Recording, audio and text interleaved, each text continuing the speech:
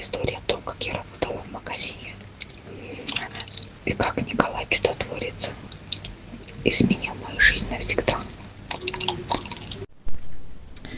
Вот так работа, потом раз и ревизия. Зарплата у меня была 110 рублей, как у старшего продавца, а недостача 3000 рублей. Но сейчас объясню для молодежи. Это на современные деньги все равно, что у вас, допустим, зарплата 20 тысяч рублей, а недостача 3 миллиона. Вот представьте, как ее выплачивать.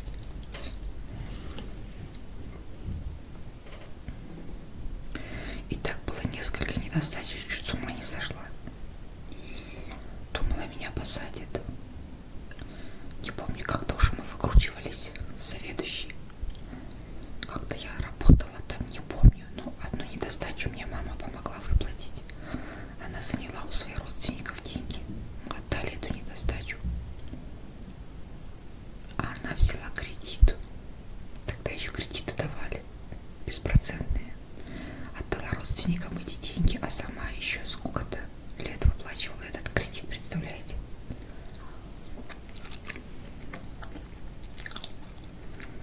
Нет бы тогда взять меня за руку. Я что, молодая девчонка?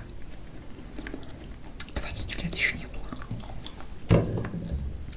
Взять за руку и сказать: хватит здесь работать, и увезти меня. Нет. Никто так не сделал. Я продолжала там работать.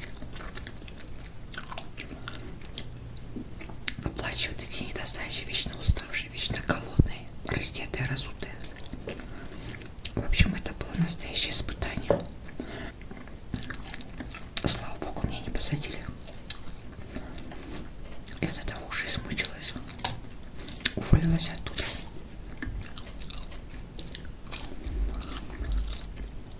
И как-то в один из таких трудных дней я была настолько подавлена.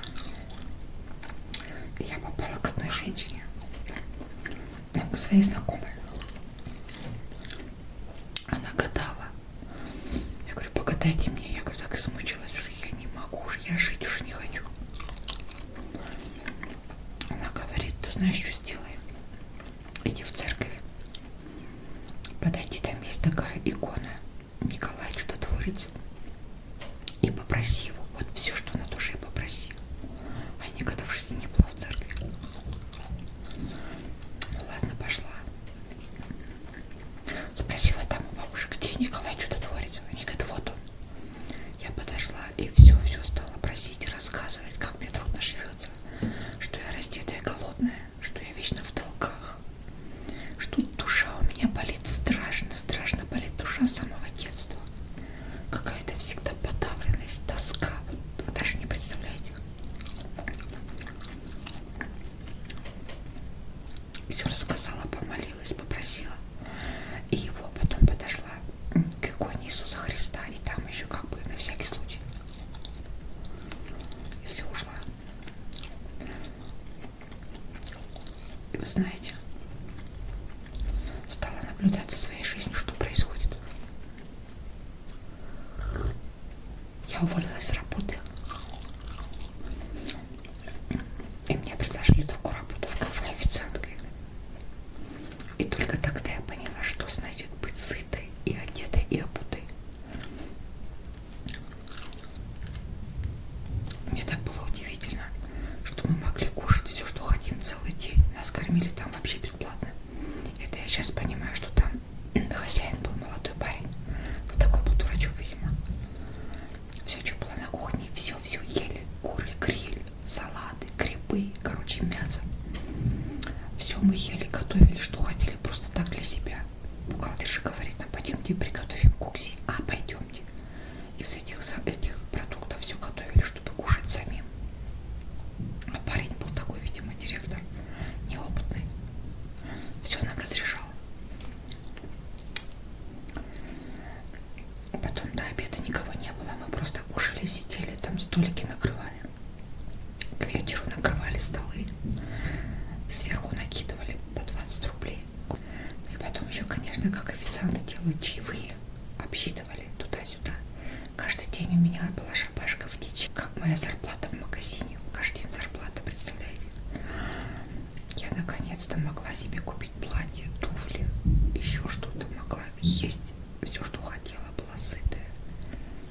вообще мне жизнь не праздник. И только я тогда начала жить. Действительно. Я очень боялась потерять эту работу. Думаю, я так больше хорошо никогда не буду жить, как сейчас. Я так думала. Через год у меня случился конфликт на работе. И я перевелась в другое кафе.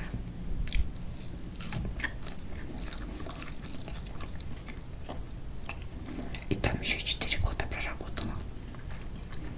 Там, конечно, хозяина 2 были мужика.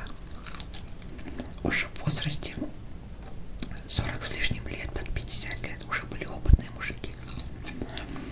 Нам не давали кушать то, что мы хотим. Мы покупали за свой счет. И все равно за счет шабашек, за счет чаевых мы никогда не были голодные. И такой график был: неделю работали, неделю отдыхали. Это был кайф. В общем, вот так вот Николай Чудотворец мне помог. Как я жаловалась, перед ним стояла, что я вечно голодная, вечно раздетая, разутая, что я вечно в долгах.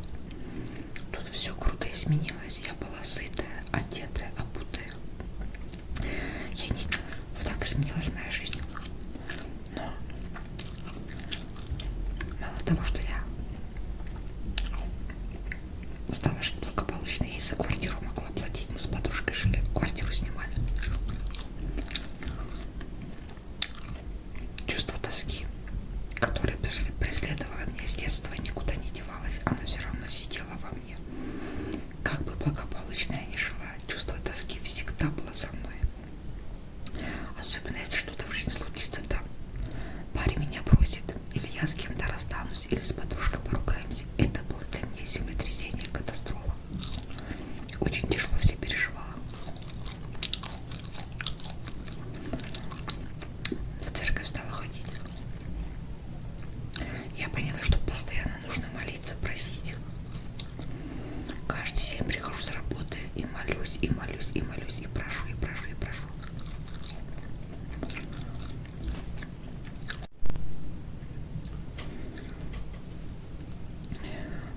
Потом уже в другом кафе работала. Там еще лучше было. Потом работали с 9 до 8 вечера.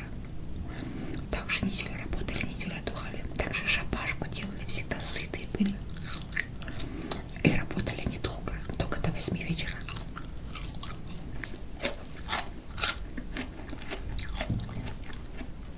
Но душа болела постоянно. Я также продолжаю молиться каждый раз. Прошу Бога, почему у меня так болит душа? У меня очень болит душа. Такая тоска невозможная. На ровном месте просто, вот знаете, хроническая тоска всю жизнь с самого рождения. Я не понимала, почему. И в молитвах своих всегда говорила: у меня болит душа, у меня болит душа, исцели меня. И вот иду как-то по улице, смотрю, плакат какой-то рекламный, написано: Дианетика, наука душевного здоровья. Я думаю: о, душевное здоровье. У меня душа больная. Что, помогут, что ли?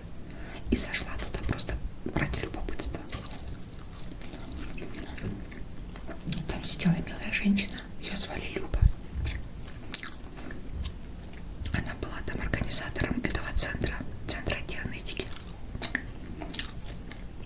Я говорю: я вот к вам пришла, а народу никого. Она одна сидит. Да, здравствуйте, слушаю вас. Я говорю: да вот у вас написано: наука душевного здоровья. Что, душу лечите? У меня сильно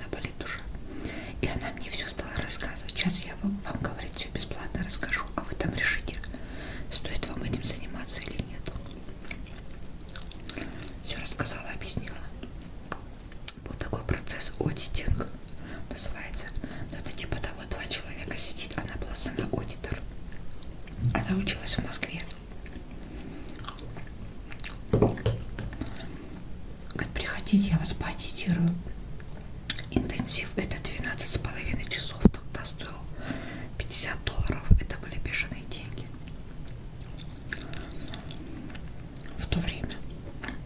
Но деньги у меня были. Думаю, да пойду, чем подыхать, вот так пойду, отдам эти деньги, вдруг помогут.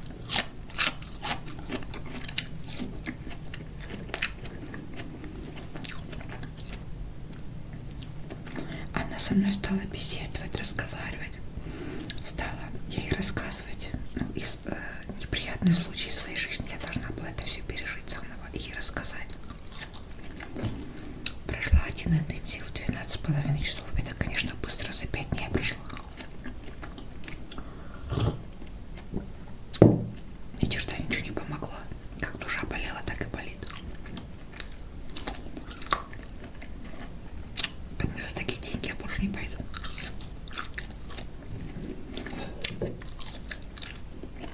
И вот ушла, я долго там не появлялась. Во время работы смотрю, это Люба, аудитор, мимо меня проходит. О, привет, привет, ты здесь работаешь? Я говорю, да. Я говорю, Люба, ты знаешь, тогда я у тебя прошла, я говорю, у меня как болела душа, так и болит, я не могу избавиться от этого. Она на меня посмотрела, говорит, ну я не знаю, но думаю, если ты не знаешь, то значит никто мне не поможет. Я до этого рассказывала про этот центр своей сестре старшей. Она туда пошла, начала заниматься, у нее тоже всю жизнь было такое состояние плохое. Стала заниматься, и я потом уже через год или через какое-то время стала ей жаловаться. Говорю, ты что, ходишь туда? Она говорит, да. Ты знаешь, говорит, сколько из меня вышло говна, сколько слез, сколько соплей, сколько горя и ненависти из меня вышло. Я говорю, а мне ничего не помогло. Она говорит, а сколько ты занималась? Я говорю, да, один интенсив. Она говорит, ты что? Это же очень мало. Меня, говорит, уже больше 200 часов аудитинга. Я вот только стала приходить в себя. И только тогда я поняла, что, оказывается, нужно заниматься и заниматься постоянно, долго. А что один интенсив, конечно, ничего не поможет. И она все плюнула и пошла туда. И действительно, боже мой, сколько из меня вышло. Я рыдала каждую сессию. Я плакала, я рыдала. У меня было столько носовых платков с собой. Из меня вышло столько горя и говна. Я вспомнила свою прежнюю жизнь, что я была мальчиком. Меня звали Михаилом. Я жила в Петербурге. Помню, что при мне, когда я была ребенком, при мне изнасиловали мою мать. И я поэтому всю жизнь в этой жизни дрожала за свою мать. Когда к ней подходил отец или какие-то другие мужчины, я их ненавидела. Я оберегала ее, вот как коршун оберегала ее. Я без нее жить не могла. Оказывается, в прошлой жизни ее при мне изнасиловали. Потом мы как-то потеряли друг друга. Я была сиротой, меня отдали в кадетское училище какое-то на военного. Там была жесткая дисциплина, поэтому я в этой жизни ненавижу никакую дисциплину. В общем, что только я не поняла. И вы знаете, у меня прошла вся тоска. Напрочь ушла. Я думала, она вернется. Я все время ждала, когда она вернется. Вот это чувство тоскливое. Оно не возвращалось.